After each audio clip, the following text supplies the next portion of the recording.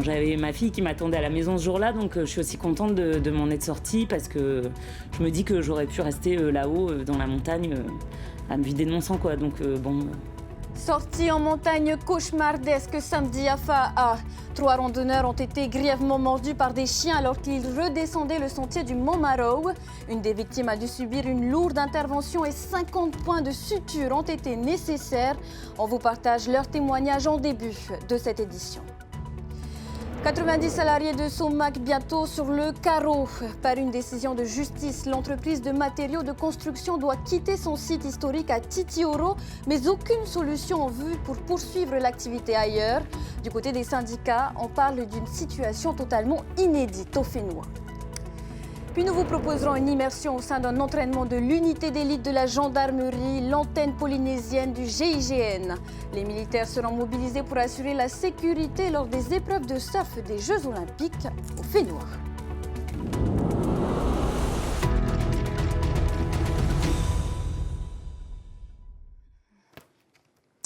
Bonsoir à tous, merci de nous rejoindre pour le journal de TNTV.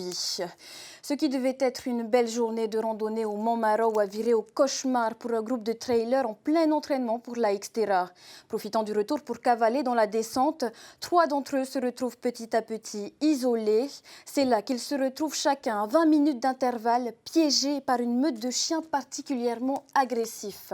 Esther Cuneo et Naya Bennett ont recueilli leurs témoignages. Attention, ce reportage contient des images chocs qui peuvent heurter la sensibilité. Moi, je courais, j'avais la musique, tout d'un coup, ils sont arrivés. Avec 3 heures d'opération de reconstruction et une 50aine de points de suture, cette jeune femme refuse de croire qu'elle ne pourra peut-être plus préparer un trail. J'ai eu les tendons qui ont été recousus et là, en gros, on attend de voir si l'opération a fonctionné et si ma jambe va pouvoir fonctionner à nouveau sans d'autres opérations. Et le sport, c'est ma vie, quoi. Donc, je sais pas, je me dis que je vais guérir. De toute façon, je pense pas que je pourrais pas guérir. Je me dis que je vais guérir.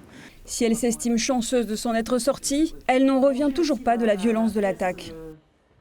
J'ai rien pu faire, en fait. Un chien m'a agrippé le mollet et un autre la fesse gauche. Et en fait, je voyais bien qu'ils allaient pas lâcher. Et en fait, ils ont commencé à m'attaquer l'autre jambe et ils voulaient manger. Enfin, ils essayaient d'attraper des morceaux comme si c'était des chiens enragés ou qui n'avaient pas été nourris depuis, j'en sais rien. Enfin, j'avais jamais vu des chiens comme ça. Le premier truc qui est venu, c'était mon téléphone dans ma poche. Donc j'ai essayé de les chasser en hurlant. Donc j'ai hurlé en faisant des bruits un peu comme un animal pour qu'il ait peur de moi et qu'il puisse s'échapper. Parce qu'en fait, c'était soit ça, soit il me faisait tomber par terre et là, ils allaient me bouffer en entier, en fait. Alors qu'elle recule face à une horde de chiens enragés, elle aperçoit au sol des traces de sang, puis un téléphone. Elle comprend alors avec effroi que son amie a été attaquée juste avant. Encore sous le choc, son amie Aurélie raconte. J'ai été encerclée par les 3 chiens. Donc il y avait 2 chiens marrons type mélangé berger tahitien avec un petit chien blanc type bichon un peu. Et à la seconde où ils m'ont encerclée, il y en a un qui s'est jeté sur mon bras. Et dans un mouvement de recul, j'ai trébuché sur une racine et je suis tombée à terre. À ce moment-là, l'angoisse terrible de se dire que j'étais seule et que les 3 pouvaient attaquer en même temps. Si elle s'en sort avec une morsure sur l'avant-bras et à la jambe, elle perd son téléphone dans la chute. Ce qui ne lui permet pas de prévenir ses amis qui arrivent derrière. Et lorsqu'elle trouve de l'aide et un téléphone, il est trop tard. Pour le 3e randonneur, déjà victime d'une morsure dans son enfance, les attaques de chiens sont non seulement trop fréquentes en Polynésie, mais elles sont aussi prises trop à la légère par les pouvoirs publics. J'ai beaucoup de témoignages, alors j'ai même pas le temps de les regarder pour le moment, des gens qui me disent qu'ils ont été mordus au même endroit, mais dans tous les quartiers, partout. Alors c'est la main, le doigt qui était arraché, mais les gens osent pas porter plainte, il se passe rien, je sais pas, les gens subissent, ils pensent que c'est normal. Moi je trouve que c'est pas normal du tout, parce que la nuisance est vraiment considérable.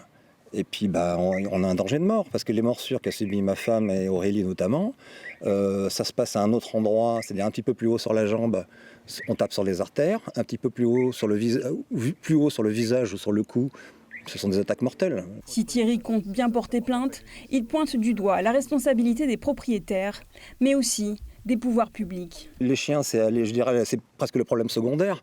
Il y a des chiens qui sont totalement maîtrisés dans leur propriété. Les gens font attention. Quand ils aboient, ils ont un collier anti-aboiement. Enfin bref, il y a des gens qui sont très corrects, qui savent très bien faire les choses. Mais il y en a beaucoup qui font n'importe quoi. Donc ces gens-là doivent être sanctionnés. Les responsables, ce sont les élus, ce sont les dirigeants de l'État qui ne font pas appliquer la loi. Il va falloir un peu qu'ils se mouillent maintenant. Il va falloir qu'ils prennent leur responsabilité. Mais bien sûr, il faut qu'ils prennent leur responsabilité. En attendant une réaction des pouvoirs publics, les victimes s'accumulent. Le dernier mort en date remonte à début août, à Reatea. Et comme à chaque fois, l'émotion était retombée quelques jours plus tard. Et puis plus rien, jusqu'à ce nouveau drame. Et sollicité, la mairie de Fa a indiqué qu'elle s'exprimera demain sur cet accident. Comme annoncé dans nos titres, 90 salariés de l'entreprise Somac sont plongés dans l'inconnu. Sur décision de justice, la société doit quitter son site historique à Titioro. Rien n'est pour leur proposer aux employés une situation inédite selon les syndicats Otei, Atiaimua et Arono Porinetia. Ils ont rencontré l'inspection du travail aujourd'hui pour tenter de sauver les emplois. Esther Barocordette. Cette entreprise de matériaux de construction tourne au ralenti depuis vendredi. Les salariés ont jusqu'à juillet pour trouver un nouveau travail. Les gars, ils sont KO. Il y en a, ils ont fait des crédits, c'est personnel, mais il y en a des nouveaux qui sont rentrés. Ils ont fait aussi. Ils ont eu les CDI. Là, ils ne savent pas comment faire. On nous a dit qu'il fallait déposer les CV un peu partout. Ces salariés assurent que la société n'est pas en faillite. Un litige entre le propriétaire de Somac et le propriétaire foncier a abouti la semaine dernière à une décision de la Cour d'appel de Papeete. Elle laisse 4 mois à la société Somac pour libérer le site. Ils sont en conflit depuis 2019. Il y a eu une convention entre eux. Mais mon patron n'était pas d'accord parce que le propriétaire a augmenté le loyer du terrain. À l'inspection du travail, les syndicats Otei, Atiaimua et Arono Porinetia cherchent une solution pour limiter la casse sociale. Parce que c'est la première fois que tel problème arrive dans nos territoires. Depuis le temps que je suis dans le milieu, c'est la première fois. Parce que ces gens-là n'ont rien demandé. C'est ça le problème. C'est que là, on les met, vous le faites accompli, vous perdez votre travail d'ici 4 mois. C'est quoi cette manière de faire? Ils sont pour rien. Ils ont toujours fait le travail correctement. Les syndicalistes espèrent ouvrir le dialogue avec Quito Brand Ortega, le propriétaire de Somac, pour qu'il recase les 90 salariés dans ses autres entreprises. Contacté, Quito Brand Ortega n'a pas donné suite à nos appels. À 2 semaines des traditionnelles rencontres du 1er mai entre le gouvernement et les syndicats, ces derniers se sont réunis cet après-midi au CESEC. Objectif de cette réunion, faire le point sur la santé économique et sociétale du pays afin d'identifier les revendications qu'ils proposeront lors de ce rendez-vous annuel. Les organisations syndicales se réuniront à nouveau dans les prochains jours pour obtenir un consensus.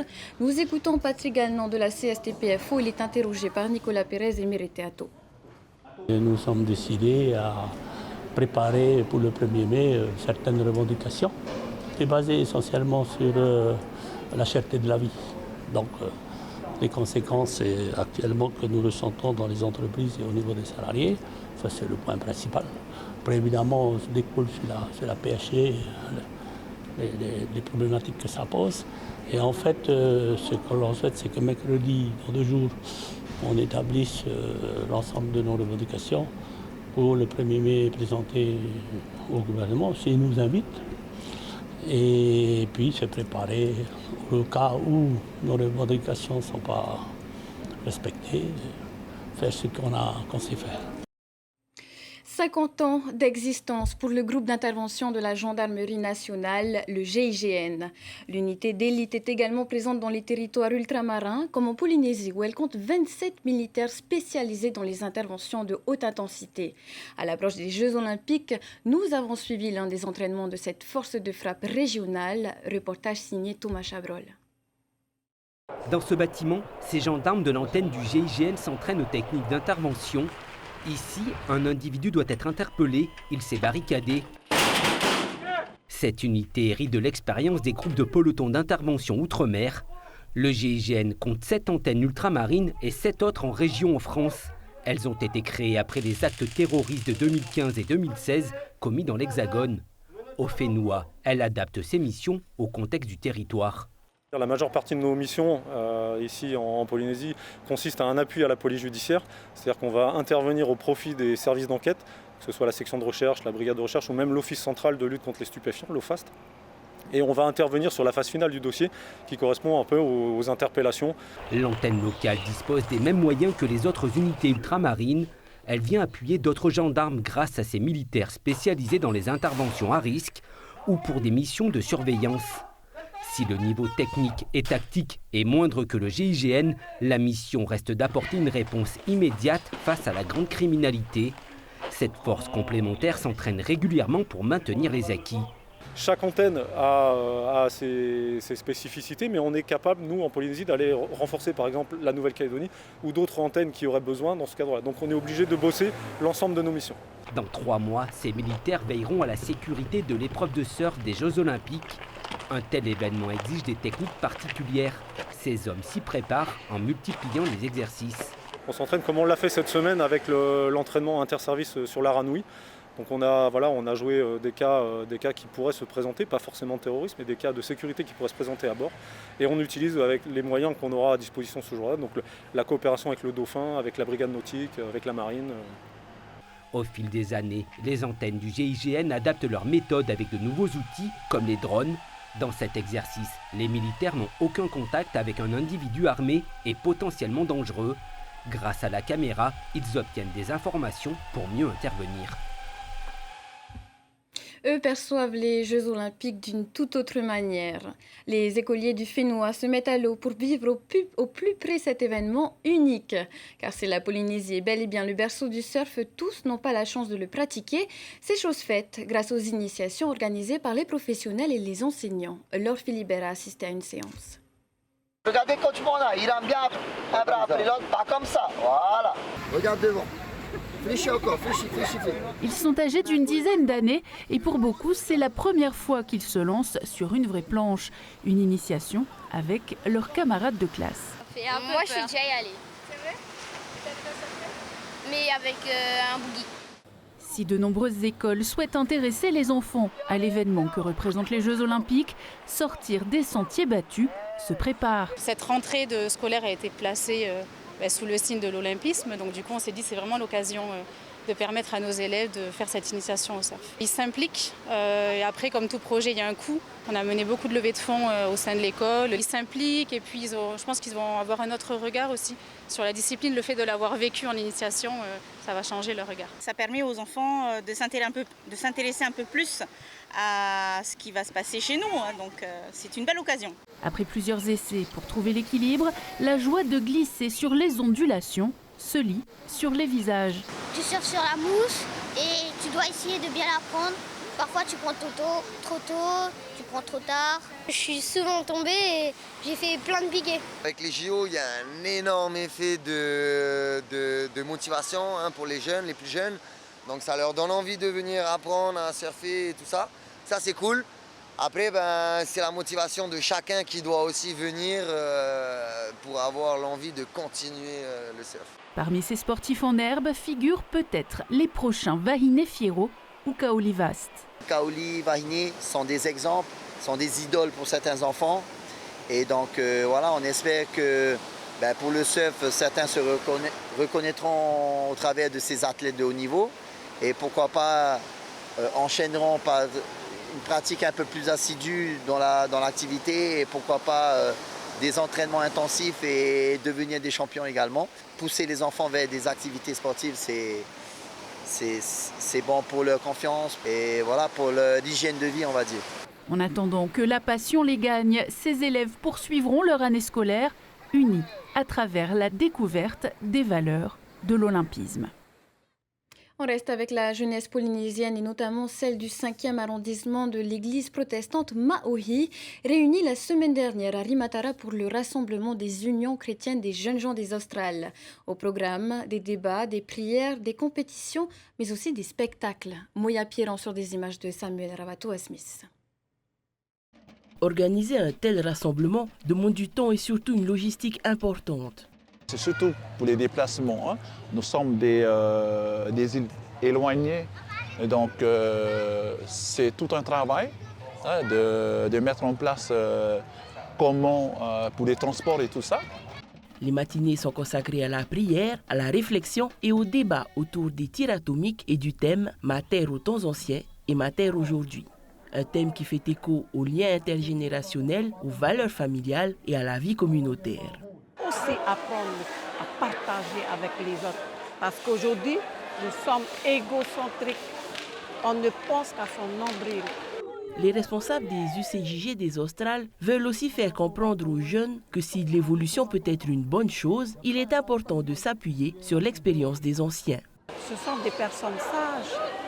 Ils ont toutes les connaissances aussi.